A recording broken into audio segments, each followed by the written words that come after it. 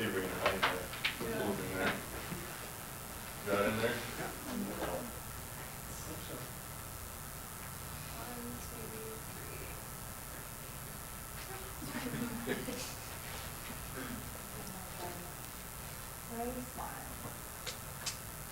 Thanks. Thank you. You bet. Thank you, guys. Appreciate it. You bet.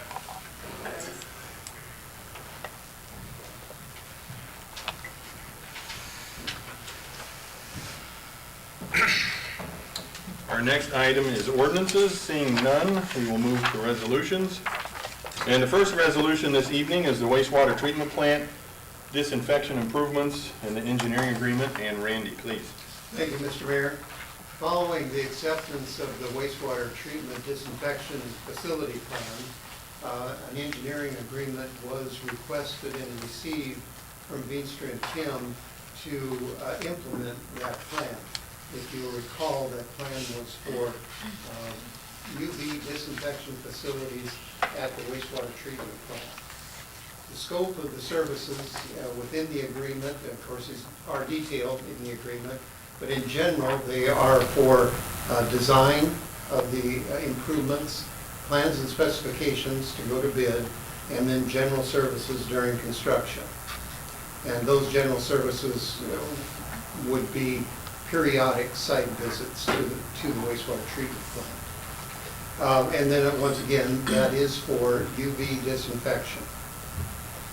The fees for those services in the agreement are a maximum not to exceed number for the design and separately for the construction, a total of $73,500. Completion time conforms to the requirements of the completion schedule or compliance schedule in the NPDES permit, which is compliance by April 1st of 2020. What is not included in the services are geotechnical investigation, which would be paid separately, and also fees for distributing plans during construction. Under the Iowa Code, those plans are to be provided to prospective bidders at no cost or redeemable cost. And most engineering firms have now gone to the cities paying for those and recouping the costs if possible. The plan included an estimated cost for engineering, legal, and administrative of $110,000. And we did include in the re-estimated current year's budget $137,500 for this design portion of this project. So unless there are any questions, I'd recommend approval of the resolution approving the agreement with V&K for the wastewater disinfection improvements. Well, Randy, on that lighting, and I know when we talked about it, there was like underwater or above water or something along that line. Will they make a determination of which is better for us to use, or do you kind of have that? No, that is yet to be made. That will be Some determined. study has been done, of course, in the plan, but our intent is to further look into that to make a recommendation for which basic. That will be included in this part. Yes. Okay. And then I had down in 5 about the geotechnical. What's the purpose of the soil borings? Are they looking at the soil underneath for contamination, support of the structure? Okay. Yep. There'll be a structure built over the Top to make sure UV that. unit, and it'll just be for footing design of the Okay. structure. Randy, the compliance date is April 1st, 2020. Do you plan on being how much farther ahead than that, or getting close to that date? Right now, we would probably be, we would like to see it completed by the fall of 19, the end of the construction season next year. And then it would be through the winter. And of course, we don't have to disinfect during the winter anyway. So we go into disinfection in the spring of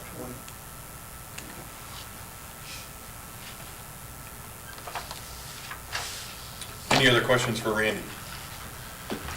If not, I need a motion to approve the resolution for approving the engineering agreement with Veenstra and Kim Incorporated for the wastewater treatment plant disinfection improvements. So moved. Second. Everybody Get that word? No, can we do that again, please? Jerry and Laverne. I'll make the motion. Okay.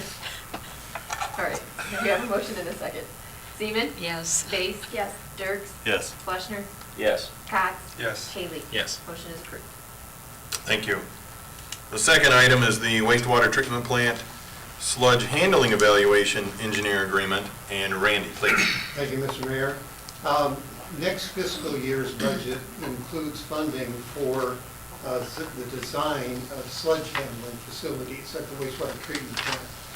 If you recall, during budget discussions, that suggestion or proposal was made to create some redundancy at the wastewater treatment plant for handling sludge. Certainly, the method that we currently handle sludge at the plant is probably the cheapest. And in as much as practical, we'd like to continue with that cheap way to handle sludge. But with regulatory impacts and also operational impacts, we're recommending that this be initiated so that that plant has redundancy when we get into either regulatory requirements or operational requirements. So we requested an engineering agreement again from Beaster and Kim to look into the alternates for, well, actually study what we currently do and look into the viable alternates for sludge handling. And at this point, the results of this would just be a study recommendation on how to proceed into planning and design of sludge handling facilities.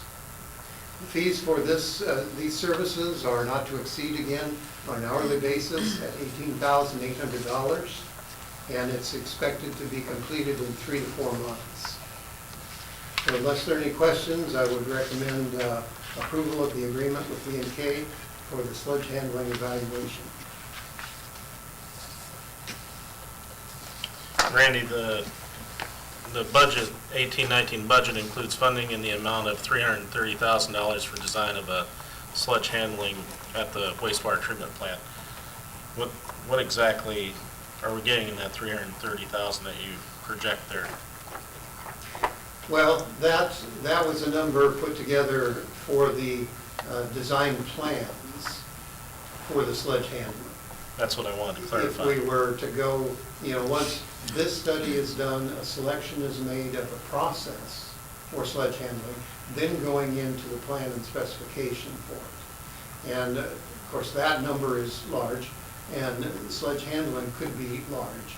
So it was estimated to cover what could be our outside, hopefully, our outside cost of design. And then after that, of course, is the construction cost of sludge handling. That was what I just wanted to delineate, that was for design. Yes. Okay. Thank you. Are we ahead of the curve or behind on this thing relative to other cities doing this? Is this something that other towns have already done? Well, of course, every wastewater treatment plant has to handle their sludge. Correct. And so what we would believe is that everyone is doing it. But Now, to what extent they're doing it, I don't know. we don't know, you don't have an idea if other towns are using our method that we're using now successfully. There aren't too many that do it the way we do it. We happened to create that method years ago, and we were able to keep that method. And one of the reasons is that we're in the middle of farm country. Correct. I mean, we've got farmland to spread it on. But with impending regulatory restrictions, everything, we just want this city to be ready for a change. Now, there are many cities use a dry sludge disposal, whether it's land application of dry sludge or landfilling of dry sludge. And that's one of the alternative processes that will be looked at. It's very expensive to take the water out of sludge to dispose of it, but the volume goes down so much. The sludge that we're disposing right now is 3% solids, 97% water. So we handle a lot of water when we're getting rid of sludge. Now, there are ways to reduce the amount of water so you don't have to handle that much. And, you know, I don't know if you recall, but we land apply that 3% solids and water to area farmers. Well, there are operational restrictions on that. We have, in the past, we've run into wet spring where we can't get in the fields, so our sludge liquid keeps accumulating on us. As soon as the spring dries out, the farmers want to plant. So they don't want us to get in there and put sludge on their property because they want to plant. So here we sit, and at one year, we had sludge backed up into every empty tank in the plant, you know, couldn't get rid of it.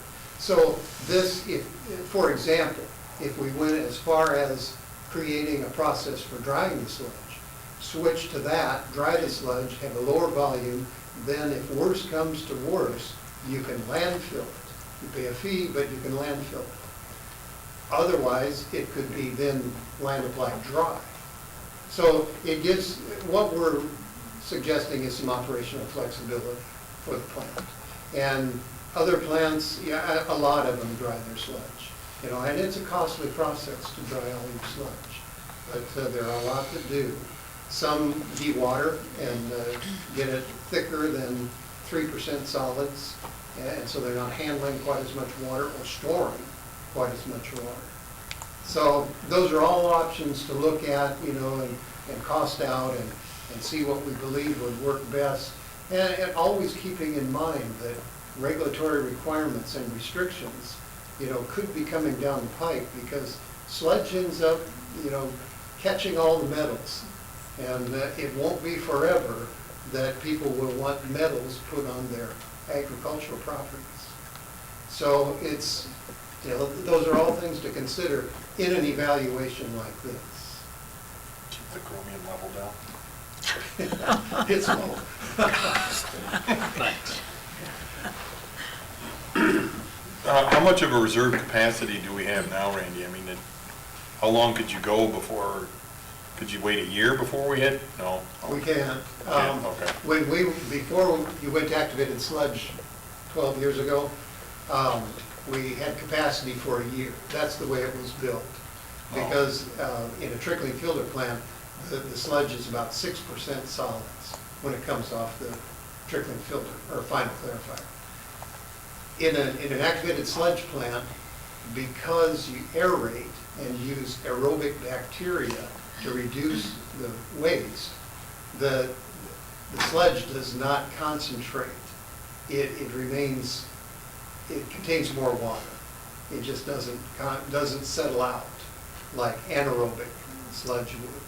So we ended up with 3% solids. So we have twice the volume that we had before. So I guess to answer your question in short, we have to land apply twice a year. Spring before the crops go in, fall after the crops go out. It's what we've been doing. Okay. Any other questions for Randy?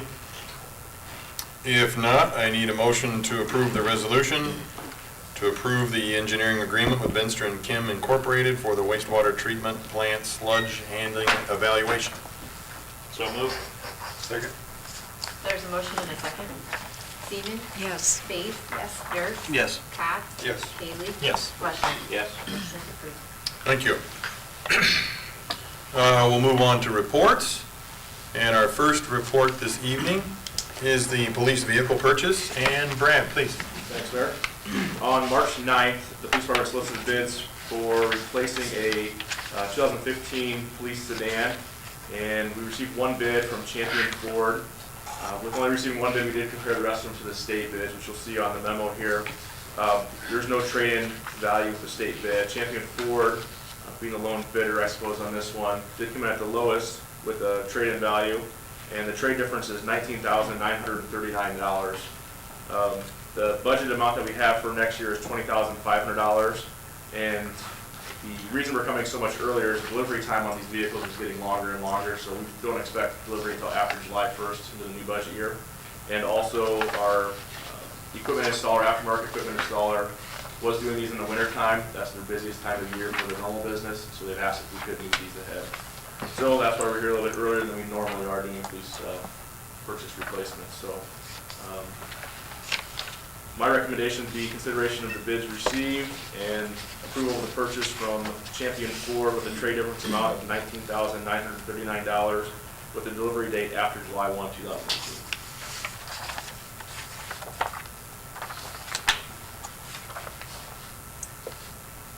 That Chevrolet, that was a Tahoe, right? It is. That was a little bigger truck, though. It's bigger. It's the only, there's only very few SUVs which are pursuit rated, being one's the Ford Interceptor utility, and one would be the Tahoe.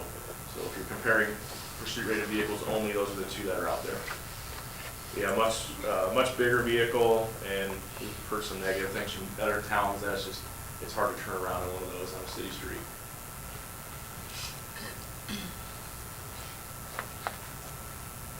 You don't know what the gas mileage is on that one, do you? On the Tahoe, On that Explorer? It's gotta be better than the Tahoe, though. it's got to be, I'm assuming. We did a study a couple years ago when we started changing over the SUVs to compare. The sedans were getting 13.2 miles, 13.2 or 13.3 miles per gallon, and our Explorer we had at that time was getting 13.1. So very comparable. I did look into trade-in values when we started purchasing SUVs, and they indicated it could be $2,000 to $4,000 higher on trade-in for an SUV compared to a car too. So you should see a little bit extra when we start trading the SUVs in a few years. Didn't you say that's what I think what you were intending to do was to trade out all the sedans eventually? And This will be our last sedan that we Sedan, currently have. yeah. Complete. Any other questions for Brad?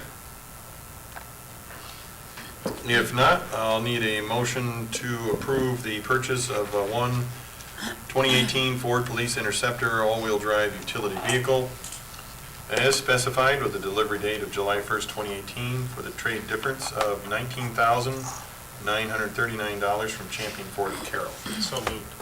Second. There's a motion and a second. Fleshner? Yes. Dirk? Yes. Haley? Yes. Cox? Yes. Base? Yes. Seaman? Yes. Motion is approved. Thank you. Our next report is the West Central Iowa Rural Water Association. Request to provide water service within the 2-mile limit, and Randy. Thank you, Mr. Mayor. Following the initial request that was on your agenda last meeting, the Carroll County Solid Waste Management Commission did sign a service agreement with West Central Iowa Rural Water Association. And West Central Iowa Rural Water then renewed their request to provide water service within the 2-mile limit to the Carroll County Solid Waste Management Commission. Your options are listed in the memorandum. Those are Iowa Code options. And unless there are any questions, I'd recommend waiver of the right to provide water service, and West Central will probably provide it to the Solid Waste Management Commission. This, what they're doing is going to put water out by where Galing has some property. It's for their maintenance garage, which moves from time to time when they open up newer cells for loading, and so this is something that continuously may move around. So, if there aren't any other questions for Randy, I need a motion to waive the right to provide water service to West Central, or to the Solid Waste Commission. So moved. Second. There's a motion and a second. Seaman? Yes. Haley? Yes. Cox? Yes. Fleshner? Yes. Dirk? Yes. Base? Yes. Motion is approved. Thank you. The third report is the Downtown Streetscape Phase 8 Certificate of Substantial Completion, and Randy. Thank you, Mr. Mayor. The contract, Bating Construction Company has completed the Downtown Streetscape Phase 8 project. The work was substantially completed on November 30th of last year, which coincidentally was the completion date of the project. Since that time, there's been some minor work completed that really didn't affect substantial completion. The tentative final cost of the contract is $1,330,050.62. And that compares to the contract cost that was established by change order number 1 at $1,319,221.41. This is a unit price contract again, so the two numbers can be different based on the number of actual units constructed. And that's the difference between those two numbers. Unless there are any questions, I'd recommend the acceptance of the certificate of completion for the streetscape project. Where are these funds coming from? What department? These are from the TIF. All of the streetscape projects are financed through the TIF in the area.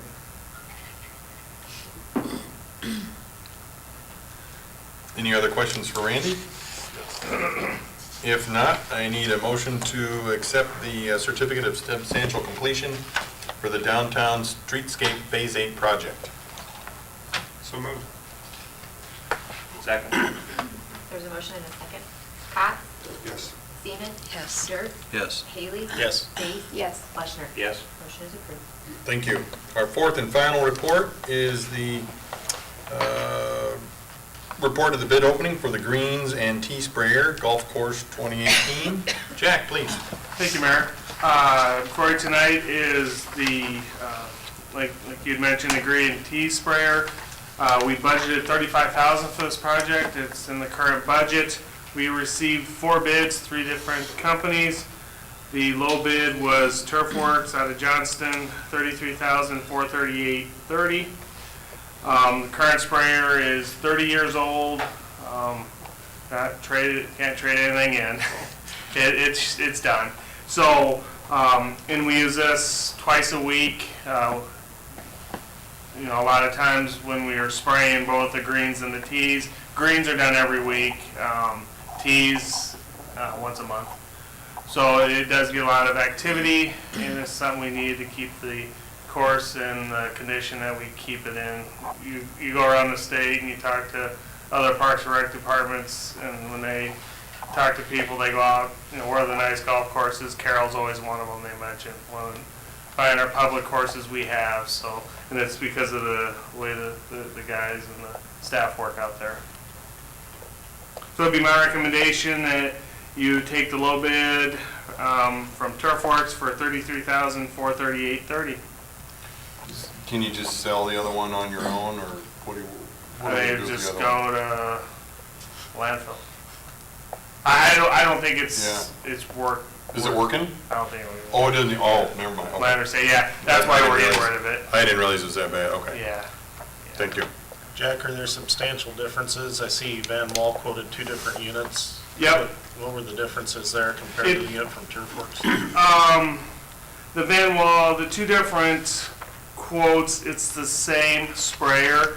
They just have a program that we work with another company where they can get a discount. If we buy a membership to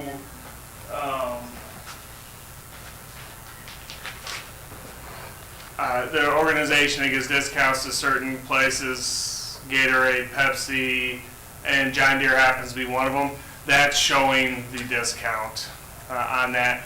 The big difference between them, my understanding of John Deere is a bigger unit.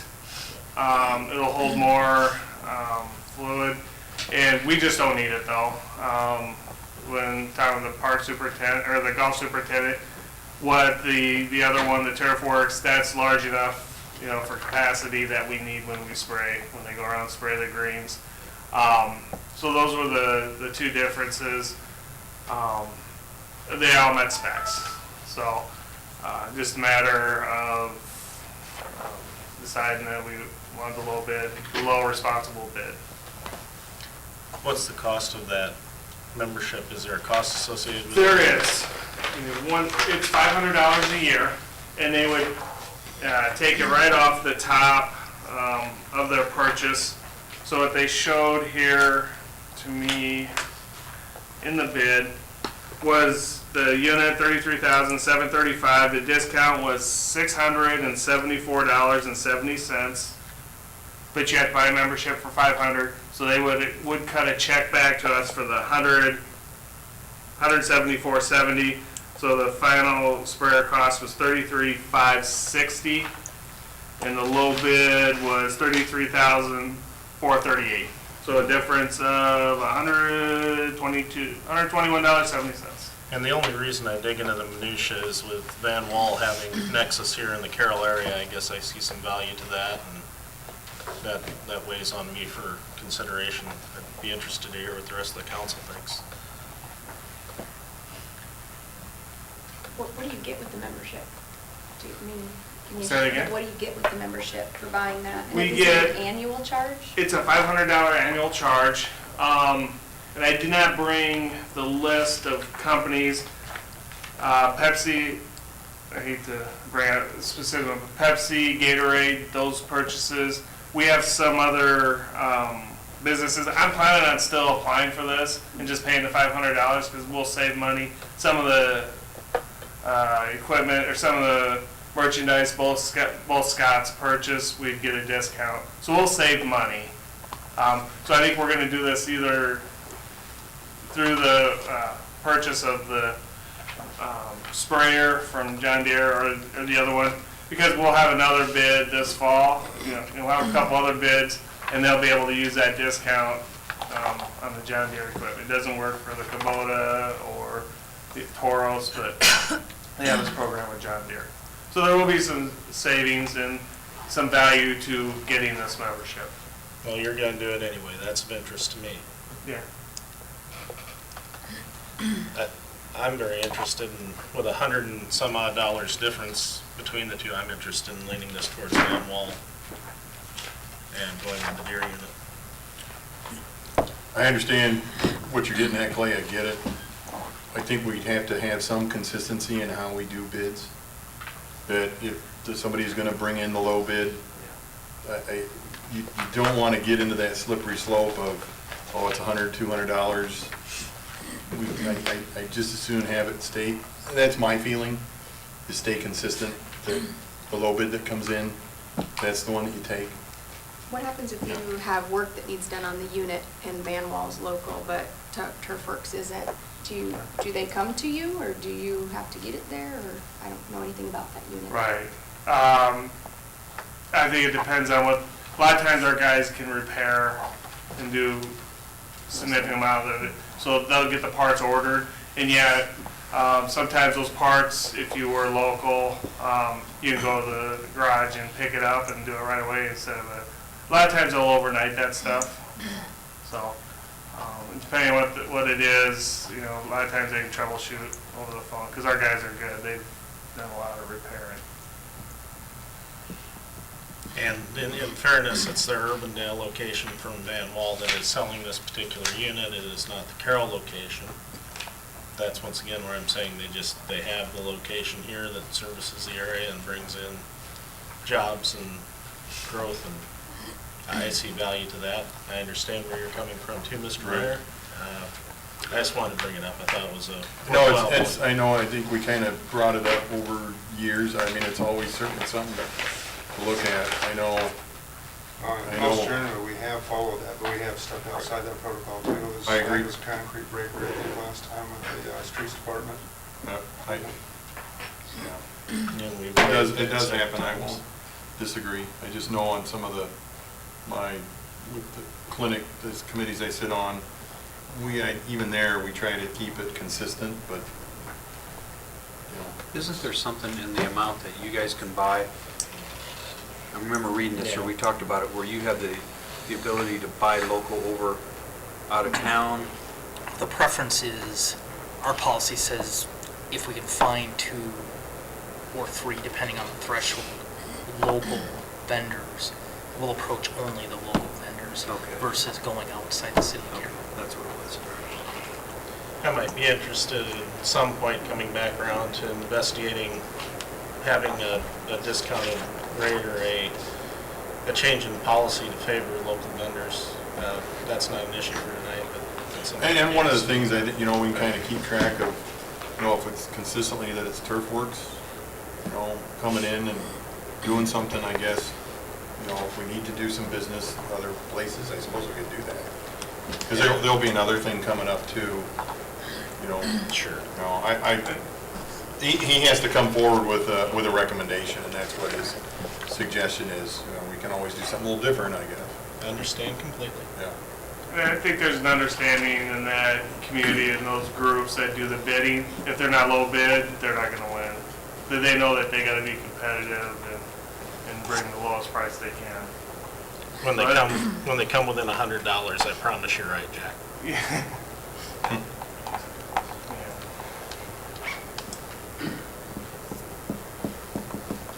I see where Clay's coming from, not that we would do it tonight, but I think that's something we should talk about in the future. Have a work session or something where or have a percentage that we can deal with, or something we need to discuss. I see where Clay's coming from with that. I've worked with other cities and seen that type of policy before, so just something we can investigate.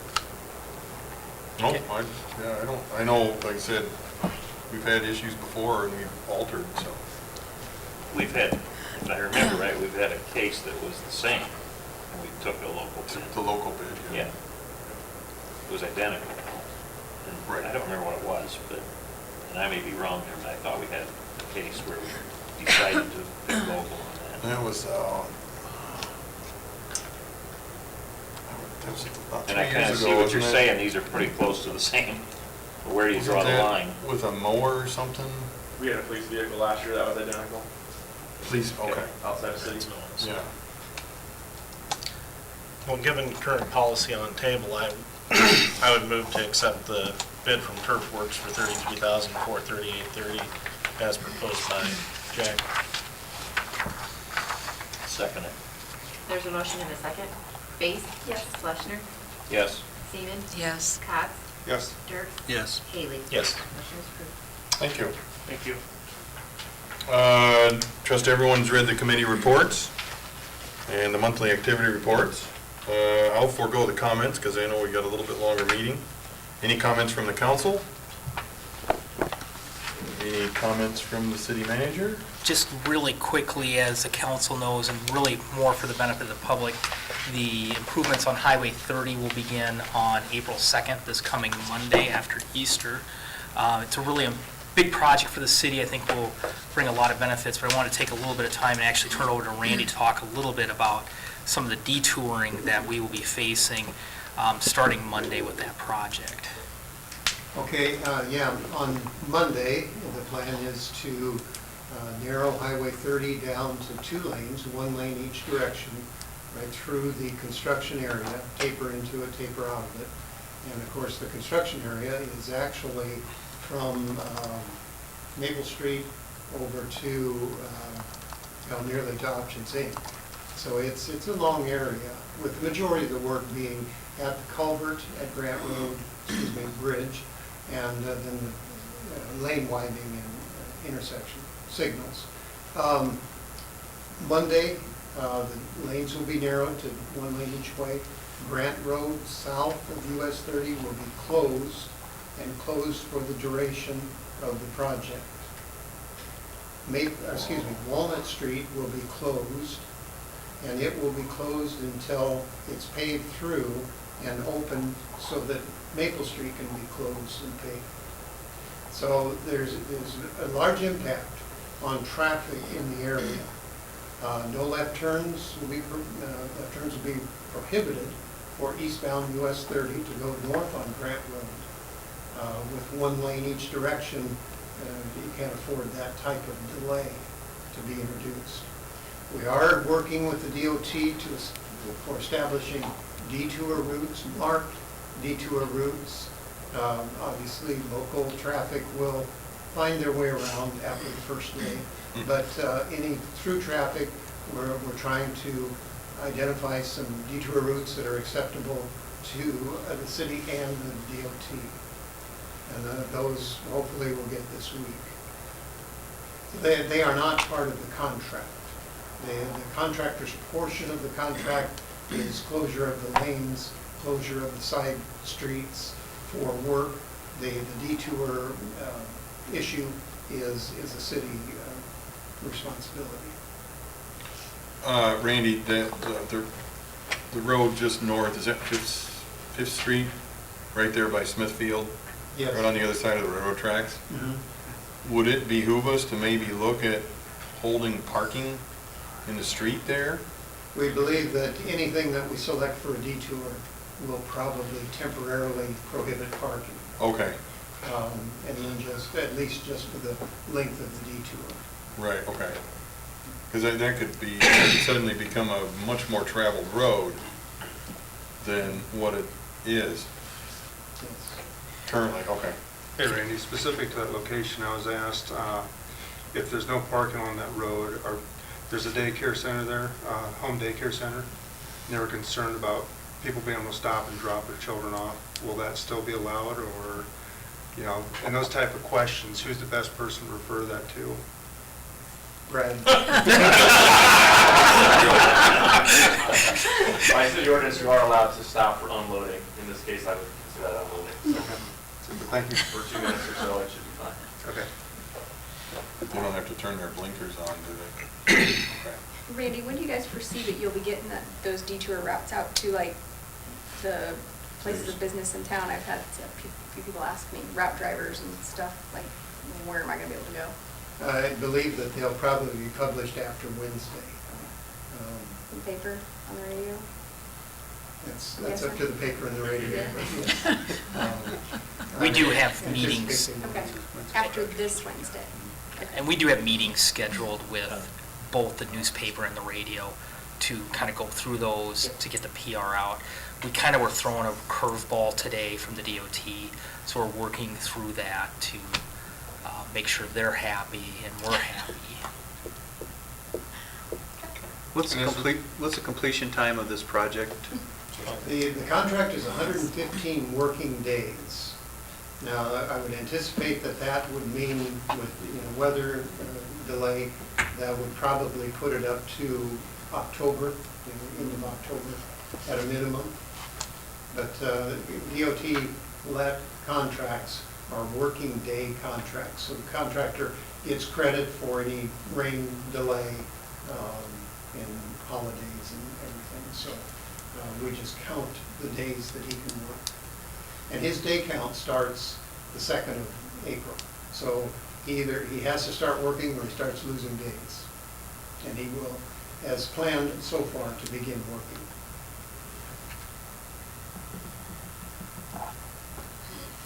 Thank you, Randy. With that, we have a workshop from Nathan Overberg of Ehlers and Cooney from Economic Development Strategies and Incentive Options. And Mike? Thank you, Mayor and Council. We had, a couple weeks ago, discussion on TIF specifically regarding the project that the Grettimans are putting in our 704 development.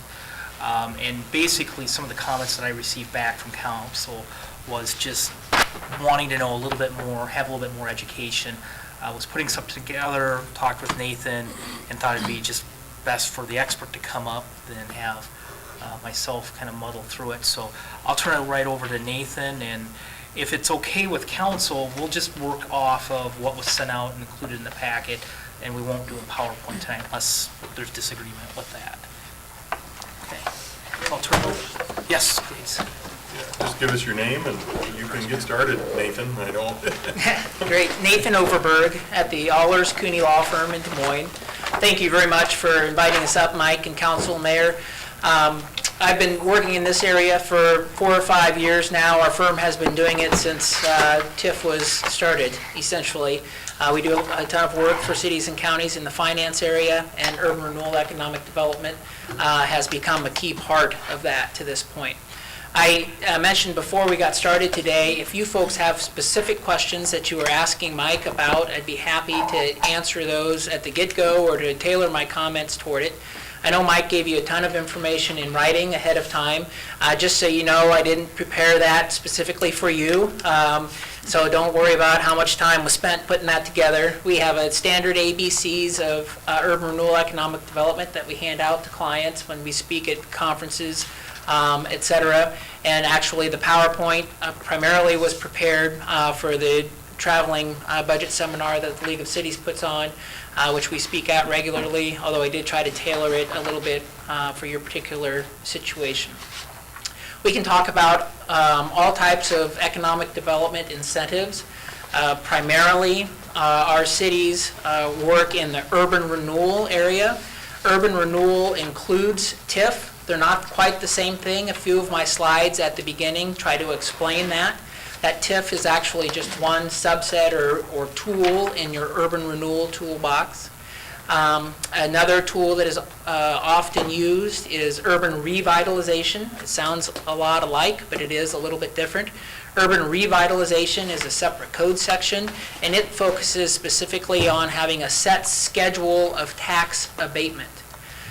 What's similar between urban renewal and urban revitalization, that both of them work primarily with the increased value that occurs when a project gets completed.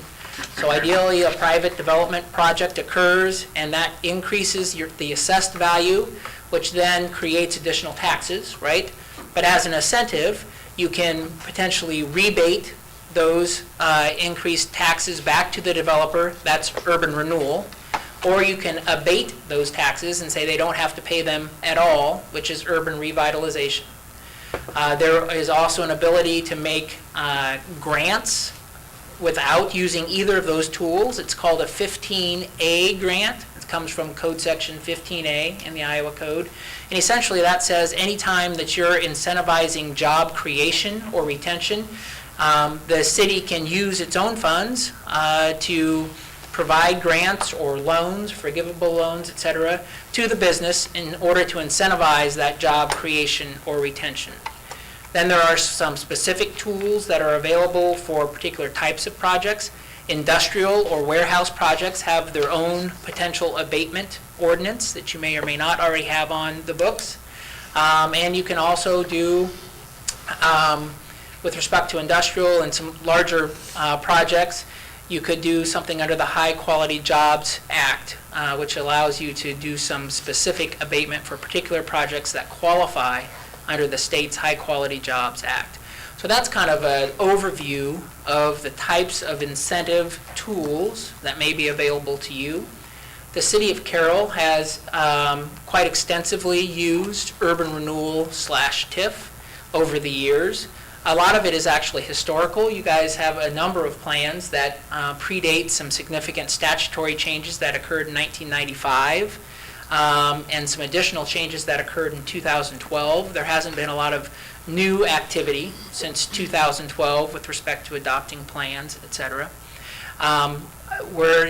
If you have urban revitalization at all, which is the tax abatement schedules, it's really limited. At one point, you had a real small commercial abatement program for a particular intersection in town, which I have in my notes, but we're not sure if you're still operating under that revitalization program or not.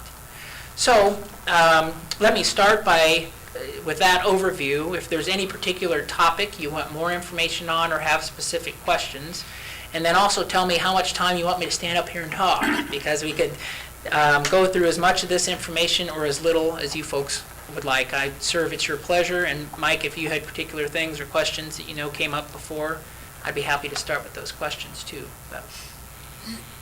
I think walk through it, and I Okay. would say, 15 minutes?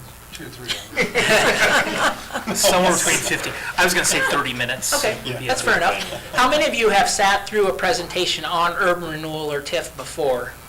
Have you had it at different conferences? Okay, so some of this you may have heard me or my colleagues at the Allers firm, our principal colleagues who work at another firm is the Dorsey firm. You may have heard some of them speak on this topic. Most of the presentations are very similar because we don't have a lot of extra law out there. We have the statute, which isn't always all that clear, but there's not a lot of regulations or additional court decisions, et cetera, that we have to interpret. It's pretty much what's our view of the law, and we apply it pretty similarly between those two firms.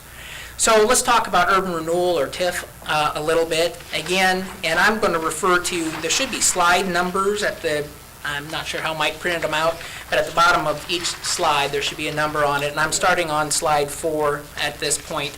which again is urban renewal area versus TIF. So the reason I kind of juxtapose those two is, again, a lot of people speak as if they're the same thing, and they're a little bit different. Urban renewal and an urban renewal plan is the tool that allows you to establish a particular area in your community where you're going to use the powers under the urban renewal law, which is Chapter 403. You can pay for those projects that occur in your urban renewal area any number of different ways. TIF is just one financing mechanism, so keep that in mind. When I'm talking about urban renewal plans and areas, I'm talking about an area of your community that you put in an urban renewal area so that you can use any of the powers that are contained in Chapter 403.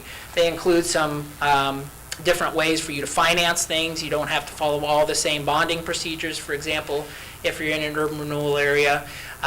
They give you some powers with respect to blight remediation, et cetera.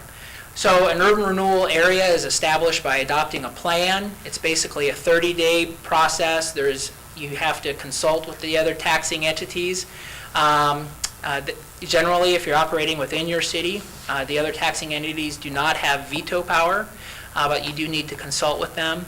If you're establishing a new area, your Planning and Zoning Commission has to provide a recommendation, but then you have a public hearing, and then you adopt your urban renewal area by adopting the plan. And you set out in the plan what your goals and objectives are, and you now have to identify your specific projects. So that's the urban renewal plan or area. That's all outlined in 403. Yep, all outlined in 403, exactly. And then TIF, tax increment financing, and again, is one mechanism for helping you finance or pay for particular projects you want to conduct in your urban renewal area. And it's one subsection of 403, primarily laid out in 403.19 or 403.19. And the concept is, again, as you conduct these projects, hopefully the end result is the assessed value goes up. As that assessed value goes up, the code says that if you pass an ordinance, so this is an additional step, once you have your plan in place, the area is established, you have to adopt a TIF ordinance following normal ordinance adoption processes, 3 readings unless you waive them, et cetera. You adopt an ordinance saying, hey, we want to use TIF powers in the urban renewal area. You can put all of the urban renewal area in your TIF ordinance, or you can put just a part that is developing. And some people may say, why don't you put the whole urban renewal area in there? Because there are now some sunsets. And the sunsets deal with the length of time that you can collect tax increment. Right now, if it's a commercial area, that's 20 years. And if you want to time that properly and not everything's going to develop on the same schedule, you may put your TIF ordinance only on those portions of your urban renewal area that are going to develop quickly. And then as the assessed value goes up, that creates the tax increment, or the increment. And then certain tax levies that are on that increased value, you can capture to pay yourself back for some of the expenses you have for your urban renewal projects. It's important to remember it's only on the increased value. Taxes that are paid on the base value that's already established in that area continue to flow to the other taxing entities, the school district, the county, et cetera. And with respect to the incremental value, the taxes you can collect to pay yourself back through the TIF process do not include the PEPL levy from the school, or the ISPL levy, the debt service levies, et cetera. They're all off limits. So sometimes there's misinformation out there. The TIF process does not capture all increment, and it does not take away, for example, from the school districts their debt service levies or their PEPL levy or their ISPL levies, et cetera. It's important to remember that the TIF process, tax increment financing, is a reimbursement process. It is not structured so that you can pool a bunch of money in a TIF fund and then pay it out as projects come out. After 2012, they've been even more clear that generally you have to have a debt or obligation first. Whether it's, for example, let's say you borrow $1 million to work on Highway 30. Once you've borrowed that money, you've financed it, you have the money in your hand and you pay it out to your contractor to build that road, then you have a debt and obligation, and then you can start asking the county, if that was an urban renewal project, hey, we have this $1 million debt, we owe $1 million to our people who bought our bonds to finance our road. As TIF dollars come in through the TIF process or your TIF ordinance, that money should flow into your TIF fund, a special fund, and then you can use those dollars to pay back that debt or abate your debt service, essentially. So keep that in mind. The TIF process should generally be a reimbursement process. Sometimes you enter into development agreements. It looked like a lot of your later urban renewal areas were business-specific or particular project-specific, and I imagine there are probably some development agreements associated with that. The development agreement or the obligation to pay back or incentivize that business through rebates, et cetera, that can be a debt or obligation. So if you have that type of agreement, then you can certify that debt to the county, collect the TIF dollars, and pay those out to the developer. Yes, I got a Wilbur? question. Sure. You said you want to be careful on how much of an area you TIF if you're developing an area. What if you TIF the whole area and half of it doesn't go well? You know, you're going to not start in 10 years where you thought. Can you rescind that and start another 20 years on that other part of it? Great question. Currently, the answer is yes. So what you would do is you would, if that were happening, you would cut out the area that did not develop, amend your existing plan, say we're going to remove this undeveloped property, amend your ordinance to take out that property as well, and then establish a new area and get another 20 years and put a new ordinance on it when it's ready to develop. So that's the process to do that, with the exception of if you do and we'll get to that in a minute, a non-low and moderate income housing project, you cannot re-TIF that area. Once you've put an ordinance on a non-low and moderate income housing project, you can't re-TIF it. That's currently the state of the law, and they're constantly looking How much at of a time changing it. frame would you be allowed to rescind? Once you start this TIF area and you decide you want to rescind half of it, is there a certain period of time you are allowed to do that? Currently, no. You can go up to 20 years before you Right. rescind it. So you could, for example, you could have an area that you operate for 20 years, and you get to the end of the 20 years, you cancel the urban renewal area and the ordinance, and you can put a new plan and ordinance on that area. Now, this is the give and take. You have a stepped-up base, okay? So when that ordinance ends, and part of it Right. has developed, and you put a new ordinance on there, you're going to have a new increased base. There's going to have to be increased value for you to utilize TIF successfully. And that makes sense, right? If urban renewal and TIF is working properly, you're creating increased value that at the end of the life of the urban renewal area, all the taxing bodies benefit from. But then if you want to incentivize more development, you get a stepped-up base, and you can do it again. But you haven't gained anything, so you might as well do that, because there was no construction. Right. Right. Then if you take that out, you have to go back through the same step of public hearings and Exactly. all that sort of thing all over again. Exactly correct. Okay. Yep. It's not a lot of people think we can just turn it off and turn it Right. back on. We You think start that the process all carries over a lot of risk. Essentially, you're going to cut out the area and start a new urban renewal area. You have to go through the adoption process all over again for both the urban renewal area and the. And there's actually, and we probably won't make it all the way through the PowerPoint, but there's some specific slides that cover exactly that issue at the end, because that's an issue that's coming up a lot. In 1995, they amended the code to put in these statutory sunsets, and so a lot of these are wrapping up now in the 16, 17, 18 timeframe where those areas that were adopted in 95 are starting to sunset. If that makes sense. Do you have a few areas that are pre-95 that would currently not have a statutory sunset? And we'd have to look at each plan. I know one of them had voluntarily put on a 25-year limit, I believe. But we need to look at that if we're running into some sunset issues here. And then again, this is one issue that often comes up from a legislation standpoint, that they're looking at taking away that pre-95 grandfathered status and say nobody has an unlimited sunset. It's always an issue that's before the legislature.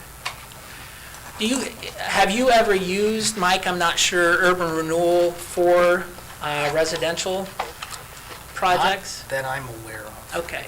Non-low and moderate income residential projects aren't really favored by the legislature either, so they put in a whole section, 403.22, to put particular limits on how you use urban renewal and TIF for non-low and moderate income housing projects.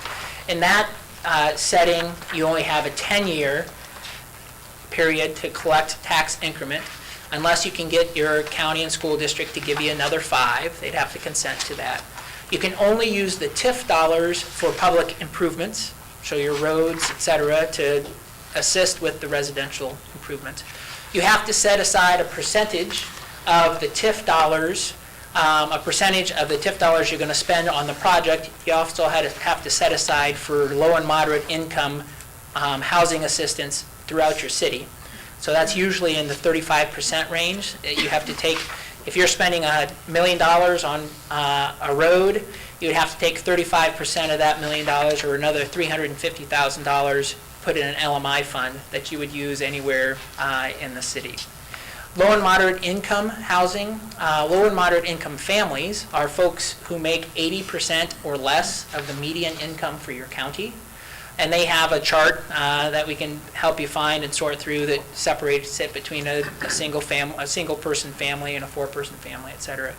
But if you're going to do low and moderate income housing, that housing has to be either affordable to low and moderate income families, folks who make 80% or less of the median income, or you have to make sure you're verifying that the folks who actually are purchasing or renting the housing units qualify as low and moderate income families.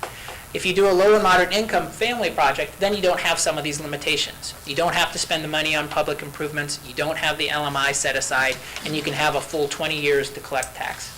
Nathan, where do they get this low and moderate income figure? Is it by county, by city? By county. By county. Yep, under the code, it defines low and moderate income families as 80% of the median income of the county. Yeah, I can get you that information Yes. if you want it.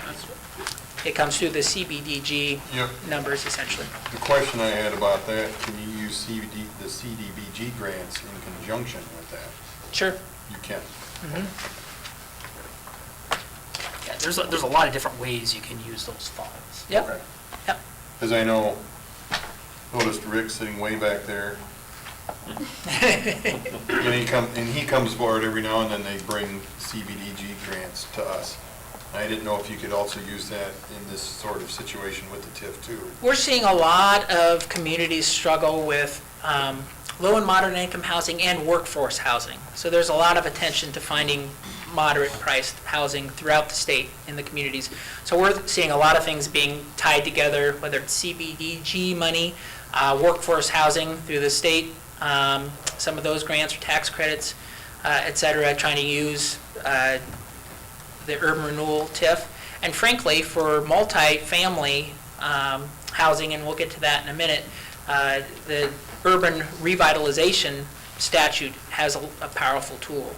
After the recent amendments to the urban revitalization, the abatement schedule, they now allow you to use or to provide up to 10 years of 100% tax abatement for the increased value for multi-residential units that have 3 or more housing units in it. That's a really powerful tool. So we see a lot of communities using that now. A few other things on urban renewal TIF, and then we'll move on to some of these other issues. If you're trying to include agricultural land in an urban renewal area, agricultural land is 10 acres or more that's not subdivided by streets, et cetera, and has been used for farm commodities or ag commodities in 3 of the last 5 years, you would have to have the ag landowner's consent. So just be aware of that. You would need consent from ag landowners. You can operate within your city boundaries and adopt urban renewal areas, again, without getting any other government permission to do so. Within 2 miles of your boundaries, you can also use urban renewal powers in that area if you get county consent. They'd have to provide written consent for you to do that. Similarly, if the county came to you and said they wanted to do something within your city limits or within 2 miles of the city, they would need your consent to do that. With respect to urban renewal and TIF, I also want you to keep in mind that your projects really do have to further the purposes of your area. There are loosely 6 different types of urban renewal areas. You can do slum and blight, if you have a blight designation for an area, which has some particular benefits, which we'll talk about in a minute. Economic development can be broken down to commercial or industrial, non-LMI, or public improvements for non-LMI, and then LMI housing. So the 2 big types of urban renewal areas really are blighted or economic development. And if you're doing urban renewal projects, they should really be, or they really have to, further one of those purposes. Either you're remediating blight or you're doing something to further economic development. So, sometimes cities use it for projects like swimming pools or other amenities, and you can get there as long as you can make the case that that's really a quality of life issues, and for you to be able to attract employees and employers to your community, you need to utilize TIF for those purposes. That's how you can use urban renewal for those types of projects. But you have to be able to make the case for how your project is advancing economic development, or again, if you're remediating a blighted area, how it's furthering that purpose. I said I would mention, and I will now, that if you have a blight designation for a particular urban renewal area, you currently have an unlimited sunset. You would not have to have a statutory sunset with respect to how long you can collect tax increment to remediate blight. Again, that's a subject that comes up frequently in the legislature about how long they'll keep that around as well. I have some specific information in here with respect to utilizing TIF for residential projects, and I've mentioned a number of them. Keep in mind, if it's a non-LMI project, your market rate housing, you're going to have to set aside a portion of the TIF to help with LMI throughout your community. You're only going to have 10 years, not 20, in order to collect tax increment unless you can get city or county and school district approval, and you have to use your funds for public improvements. I've already talked about, and now I'm on slide 15, the TIF haircut. Keep in mind that, again, this comes into play when you're trying to calculate how much TIF you can utilize to pay for your projects. It also comes up often when you're talking to a developer or a business who wants rebates and they say, hey, we're counting on 100% of our taxes back. It's never going to be 100% of the taxes they pay because of the TIF haircut, which essentially is the fact that again, the base value is going to continue to flow to the other taxing entities. It's only the increased value, the taxes on the increased value, that you can rebate through TIF. And also keep in mind there are certain tax levies that are off limits that you can't collect. The school district's special levies and the debt service levies, et cetera. Keep those in mind. I've talked about phasing a little bit, which is slide 16, which is you don't have to put a TIF ordinance on your entire urban renewal area right from the start. Again, phasing often comes up in residential projects. They may have a three-phase concept. They want to put the entire project or development in an urban renewal area, but maybe they only put a TIF ordinance on as each phase comes online. You have to time those TIF ordinances properly. You can't wait too long. Laverne, for one of your points, we want to maximize the length of time you can collect TIF. But if you wait too long and you don't get your base set, by the time you pass your ordinance, all the increased value is going to already be on the books and you're going to set a real high base. So you're going to miss the chance to get increment. Bottom line on that is, if you're talking about timing of an ordinance, work with your municipal advisor and your attorney to make sure you're timing that properly. Talked about the ag land restrictions. So I want to talk briefly about urban revitalization, unless you guys have specific urban renewal questions for me. All right.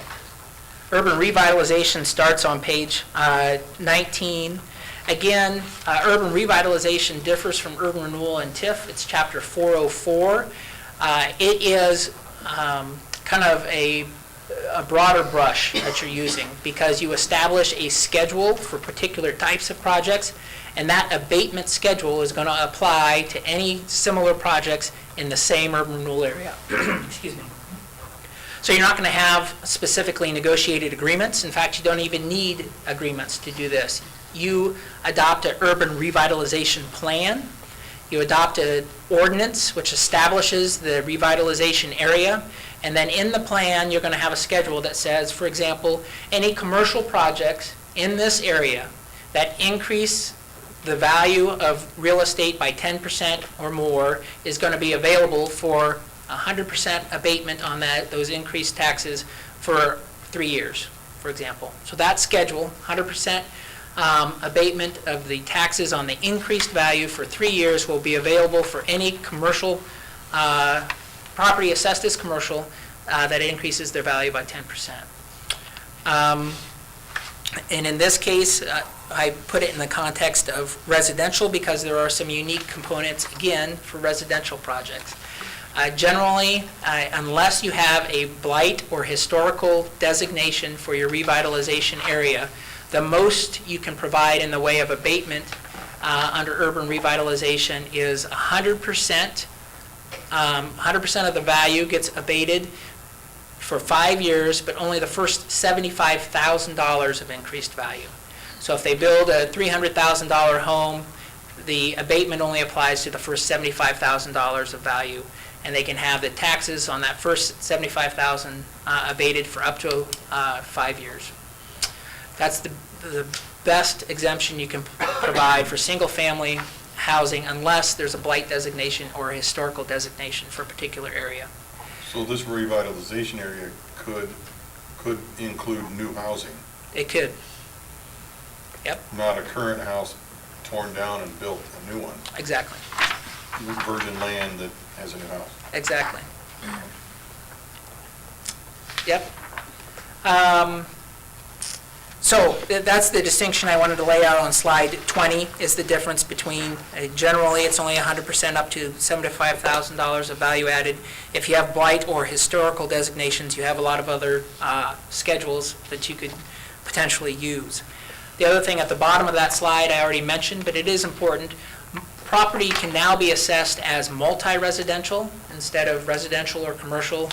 You now have an assessment category of multi-residential.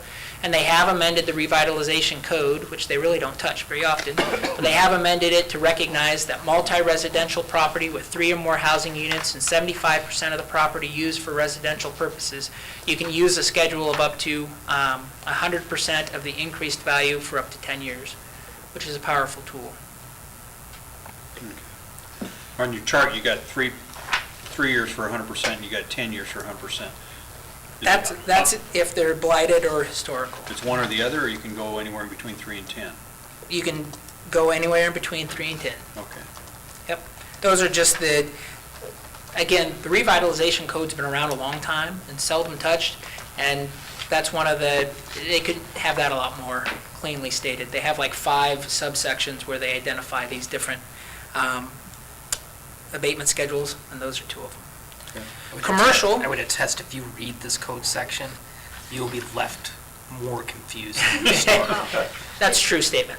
Is it hard to designate an area historical, or The is that issue- too complex to go into, and we'll just look in 404? No, then there are definitions, Carolyn, that we try to apply. Generally, what we would suggest you do is get a planner, because I didn't go to school to tell you if something's blighted or not. You can get a private planner in, or a council of government person who's willing to come in and apply the definition to the particular area.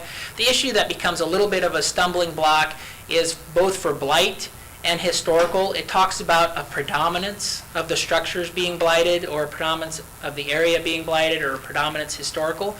But that doesn't mean you may have an old Victorian or historical section that you really want to encourage people to upkeep, and you could designate just that section as historical. That has happened. The area that gets really squishy and gray is when communities come in and try to say our whole community is historical, or our whole community is Well, blighted, right? Yeah. Well, we have a lot of old buildings downtown, Right. from the late 19th century. Mhm. And I was just curious if there was a simple answer. Sure. It yeah, doesn't sound like it. Well, it's not a simple answer, but you can definitely get there. It just Okay, takes somebody to come okay. in will apply the definition and look at your particular Okay, sure, areas, sure. and help you determine that, whether it meets those definitions. And then ultimately, it's for you guys to decide as the council, because the code says the council needs to designate the area as blighted or historical, et cetera. I just like having the third-party planner come in to help you make that decision, give you some Sure. support to be able to say, this is how we got there. And the only case we have on what a predominance means is an old case from the city of Des Moines, where they had a person come in and do a study, and in that case, they got to 62% of the property had blighting influences, et cetera, and the Supreme Court said that they were going to defer to the council's decision that that was enough for it to meet the definition. So other than that guidance, it's tough for us to give you a legal answer as to what's going to satisfy it. But if you have a real interest in a historical area, you can definitely use that tool in that particular area. Thank you. And the comment I would make is, and I know Rick and I have had this debate a little bit, I don't want to put you on the spot, but, for example, Perry has declared themselves 100% blighted, The whole town? the whole town. So, That's good economic. you know, How numerous are those people? and I think the issue becomes, I know it. oh, Well, and the issue becomes a political issue for the council of, do you want to declare right. your Well, community blighted, I would stay 100% away blighted? from in some areas, but the historical has some merit. I think with grants and things especially, when you think of Pella or other areas. Well, didn't they do So some of that with the depot? I cannot remember. I cannot remember. Remember. I think it was a lot of, I don't know, Jack may remember. I'm sorry? As far as the depot renovation, it was around $1 million. I know there were a lot of private funds, Yeah. but That was there before me, anything, yeah. it was before, okay. But I thought that was historical to a degree too. I don't remember. Barry would Barry know. He would. was, yeah, we'll ask Barry. What does I know we're still Barry taking care of the grounds. How we, One of the issues too, to correct me though, you can't designate one property. You Yeah. do have to a whole designate an area, Oh, it's an right, area. right. Okay. Yes. That's what you need, okay. Like but how big it's- is, how big is, The only guidance we have on that is a regulation that says one building does not make an area. two does? Right. So, I would suggest more than one taxing parcel would need to be in there to be on the safe Sure, side. sure. So then you go to like our downtown area and you've got one block, it all looks like one big building. There's designated storefronts, so how, Are they separate taxing parcels though, or is everybody Oh, own sure. theirs? So Oh, they they'd would be be- separate. Yeah, I think So- you'd be okay in that area. okay. You said that every building doesn't have to be historic. Correct. No. No. Right, that's correct. And in fact, I included, I'm sorry I didn't include the definition of historical, that doesn't come up as much as the blighted, but on slide 21 gives you the type of definition. You can see it's long, so I'm not going to read it all to you, but you'll see it has to be a predominance of defective and lays out the different things. It doesn't have to all be that the windows are falling out. It can be inadequate lot design, et cetera, anything that makes it not marketable really in the private market can get you to blighted. But Are there any examples That's- of court challenges to this that you know of? in the urban revitalization zone, no, not really. We had the one, again, from 1960, I think it was, in Des Moines, or 70s, and that's the only case, I think it was Dilley versus Des Moines, is the name of the case. And in that case, it was somebody saying, we don't think this whole entire area should be designated as blighted. So back to your slide 20, we talk about the multi-residential 3+ living quarters. So is that one building with 3 separate living quarters? Is that what that's saying? It can be like a One a parcel? three, instead of a duplex, a threeplex. Could get you there, all the way up to, like a 50-unit apartment building. Yeah, I think it's trying to differentiate between, and it gets a little confusing, like if your downtown area has storefronts on the first level and what's above it. And so the issue has to be, 75% of it has to be used for residential, and it's got to be 3 or more living units to get to there. And actually, whether it's assessed as multi-residential or not will help you answer that question, and that's an Sure. assessor issue. You don't have to figure that out on your own. Is this a tool that the cities are using to revitalize their downtown, their old factories and old places?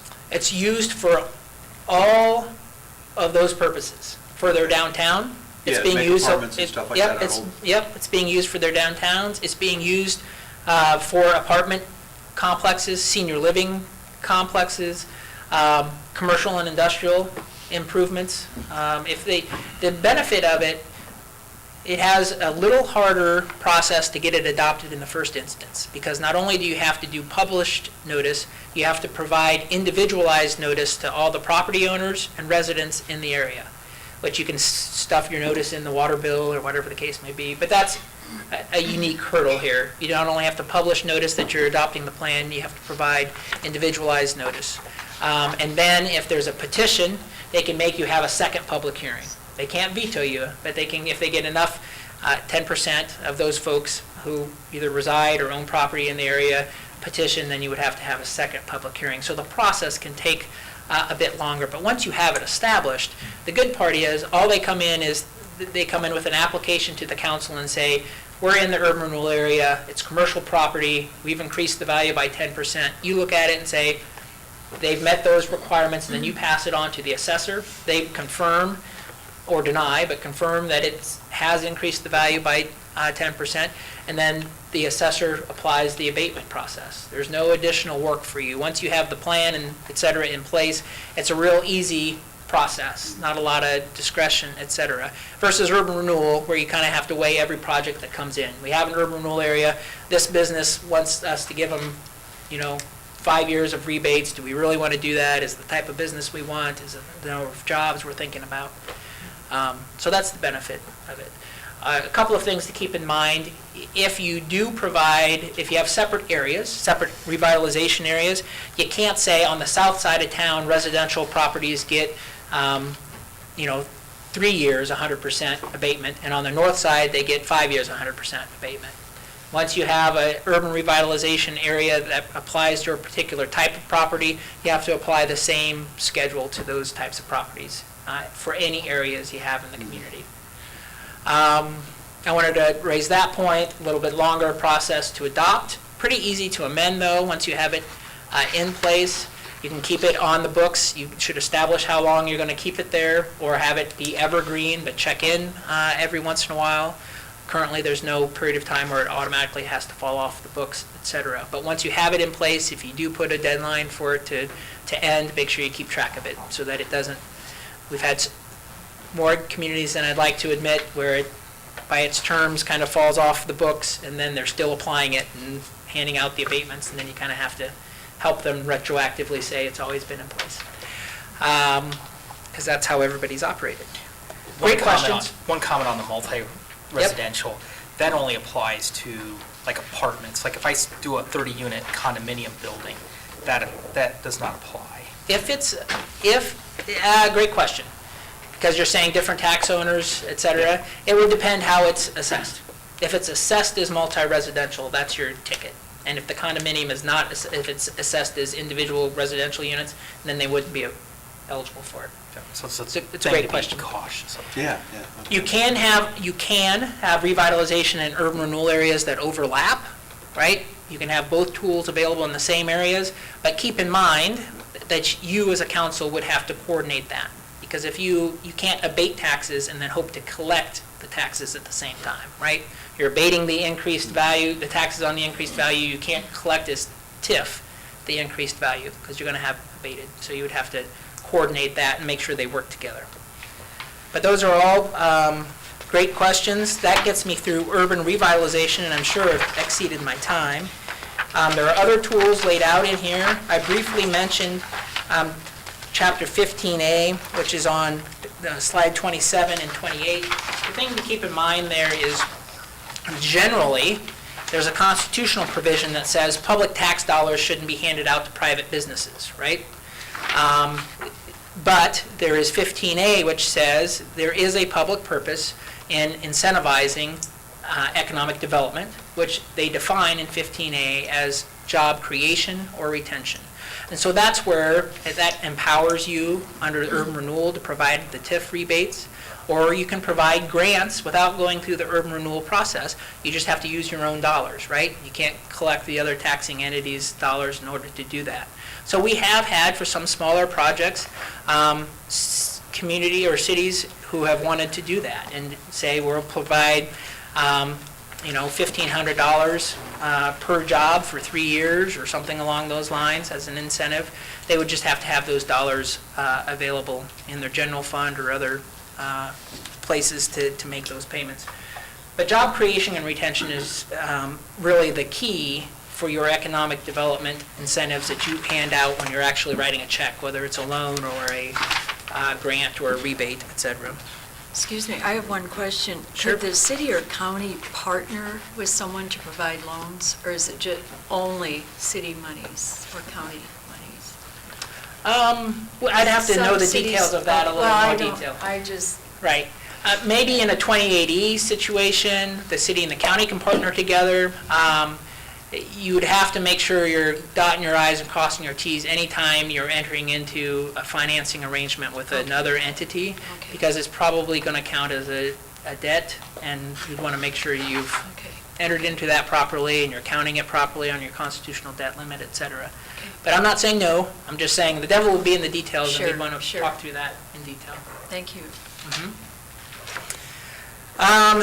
High-quality jobs, I'll just throw out there, has gotten some attention. If anybody comes to you and says, hey, we've applied for high-quality jobs, know that there is currently, unless they include this amendment in their tax bill this year, the ability to abate taxes on the increased value for up to 20 years, 100%, if they qualify for the highest level of high-quality jobs. So just keep in mind that that tool is available if somebody comes to you and says, boy, this is a big deal, we have a whatever type of plant coming in, you know, go by your pellet plant or whatever the case may be.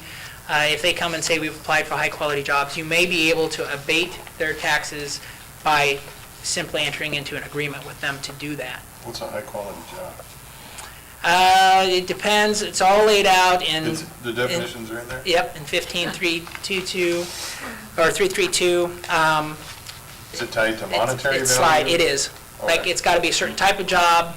Generally, the lowest I've seen is $15 an hour type pay. And then it's all decided by the Iowa Economic Development Authority, and they tell you whether it qualifies or not, So essentially. you have to get some okay from the Yeah, absolutely. economic... It is only if they have been approved under the state program for high-quality job incentives that that tool would be available to you. Yep. Good point. And then finally, the industrial warehouse abatement in 427B. Do you have that, Mike? Do you know that ordinance on the books? It's really just all you have to do that is adopt an ordinance. It's a 427B ordinance. There's a specific process for doing it that includes a public hearing that isn't always required.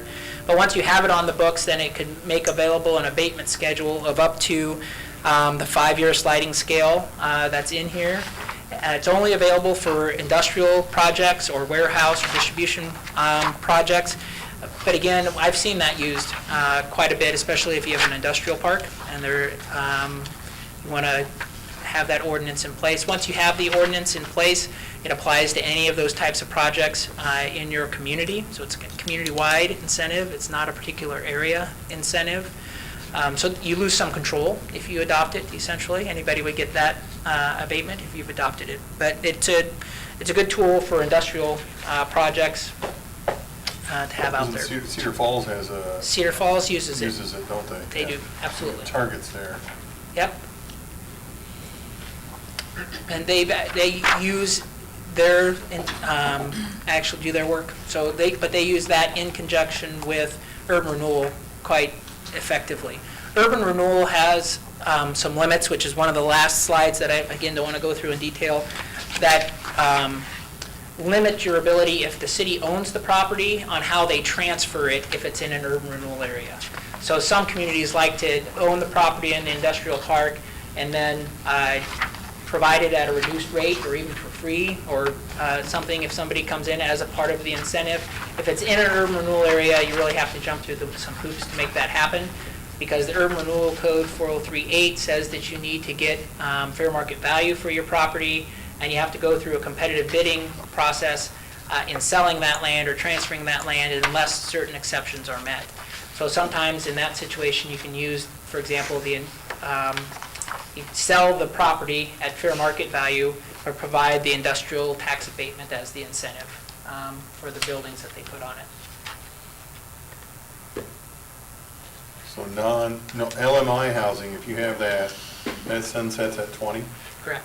is that renewable? Currently. It's a version of economic development. Yep. How many times can that be renewed? Currently unlimited. And renewal is not really the right word I like to use, but I understand your meaning. It's really kind of doing it over. Urban, Right. Yep. Canceling what's there and starting the process over again. with the stepped-up base. The base will be stepped up at the 20 years. Exactly. Or whenever you cancel it. I mean, you could get 10 years in and nothing's happened and say, we're going to end this and wait a couple of years and then put it back on when somebody actually gets. But if someone come in with an apartment complex. Right. For LMI and they want to 20 years, they can renew it after 20 years. But it will be based on that higher Right. value. that- So they're going to have to do something else. You're That right. would only make sense if they're doing a phased. Project. Right. Okay. And then the question would be, do you even put both parcels in to start with? Maybe you just have one urban renewal area for phase one For and then phase have a one and then- second urban renewal area for phase two. But all those things you can work out in the details. Yep. Other questions? Great questions. You guys are ahead of the curve on understanding the process. But I appreciate the opportunity to work with Mike, and Mike, if I answered the questions you thought were coming your way. It helps. So like for the industrial part, for the warehousing stuff, is that you wait until someone approaches you, then you do it, or do you? You can do it either way. Either way, it doesn't Yep. have to, Yep, if you have an interest in that, we can work with Mike. That would- not that I had an, I mean, I didn't, and I just wanted to know, do you, Yep. I guess the starting process, do you wait till someone comes along, or is it? If you think, if that's something the council has an interest in, is having that incentive available for those types of projects, that's the type of thing I would probably put on in advance. And then when somebody's knocking on your door, you can say, we already have available for you on day one, this incentive if you want to use that tool. The code specifically says they can't double dip, so they wouldn't be able to use that incentive and then something else that you're gonna, the urban revitalization plan, et cetera. So if there's an interest in that in more detail, we can work through that process. But that is an ordinance that it doesn't hurt to put on the books if you want to make that incentive available to those types of projects. Again, it's going to be citywide. If rezoning is a part of the if you needed to rezone for a certain project, would that be a part of the process then?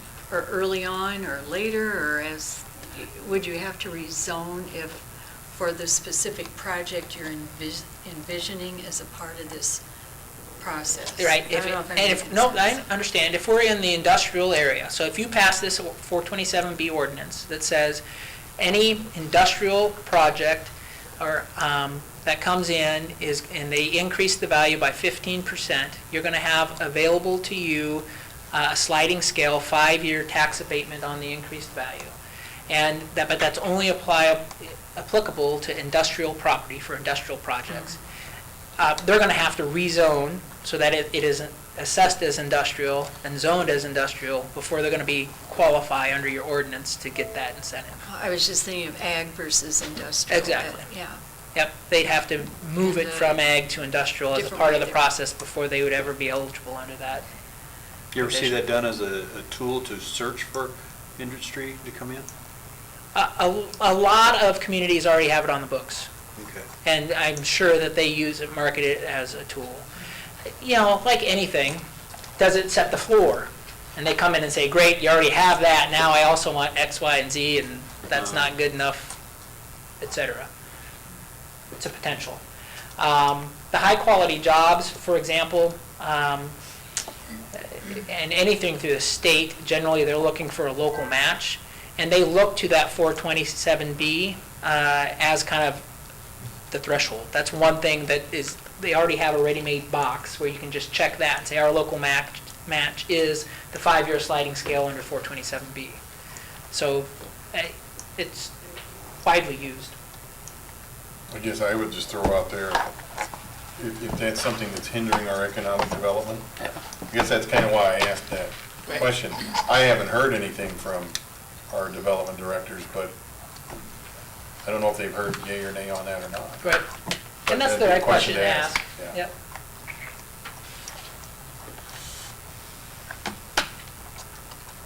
Thank you. All right, thank you. Thanks, Nathan. Yep, you Appreciate bet. your time. Thank you.